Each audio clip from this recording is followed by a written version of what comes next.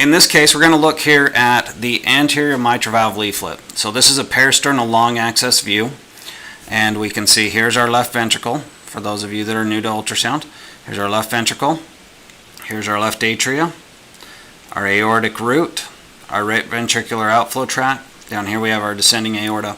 But our focus is going to be this mitral valve leaflet. And what we want to know is how close this mitral valve leaflet comes up to the septal wall.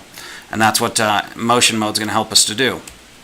So as we look here, it looks like it's hitting it pretty well. So this is a pretty good ultrasound image of a parasternal long axis, and we can see it's approximating that septal wall pretty well.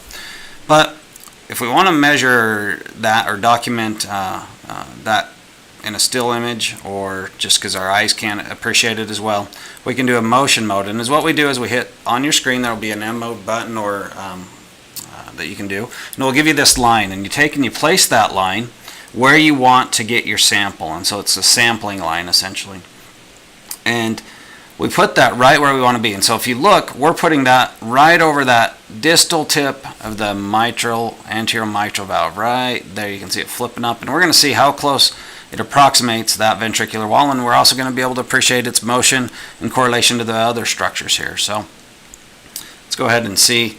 And what we have to think of is that now we're going to only worry about the ultrasound beam that's coming down right here, and we're going to ignore everything else. And what we're going to get when we do that is we're going to essentially doing a line like this. We don't care about what's going on around the rest of the machine, but we want to know what's happening along this one line over time.